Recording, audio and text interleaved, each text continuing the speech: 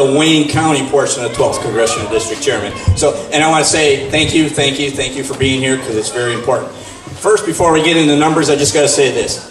That is the most important symbol of freedom that stands directly behind Jesus Christ I've ever seen. And I love that flag. Keep it going, because if we don't fight for freedom, we're going to lose it. And the opponents want to take it away from us. So, here's some interesting numbers. We want to talk about Wayne County and how important this district is for winning statewide elections. We may not have the numbers to win in the local elections, but statewide, we are the source. Every candidate understands the importance of Wayne County and has invested time in Wayne County in order to bring the numbers where we need them. Eric. Most of you have heard my spiel about why Wayne County matters and why all these candidates have traveled here tonight to talk to you and meet you and why it's important. When you're looking at the map by the 2016 election results and you see the statewide by county and you see all that red all around the state and you see that huge blue smear in the bottom right corner that's Wayne County, a lot of times you'll look at that and you'll feel a little disheartened and you'll be like, why am I trying?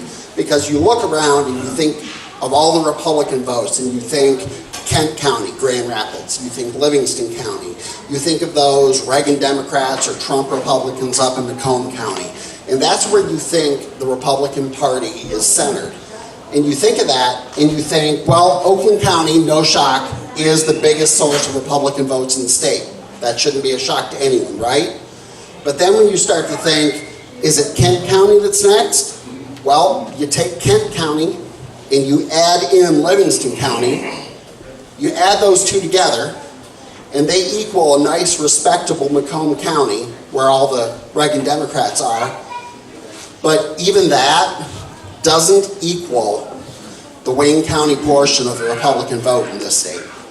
Wayne County is the second biggest source of Republican votes in this state.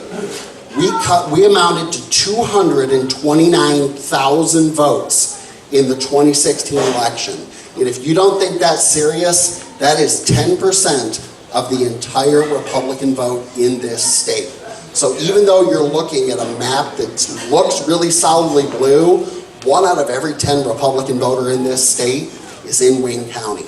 And if you don't think 229,000 votes is important to a statewide candidate, just remember that Trump won this state by 10,704 votes.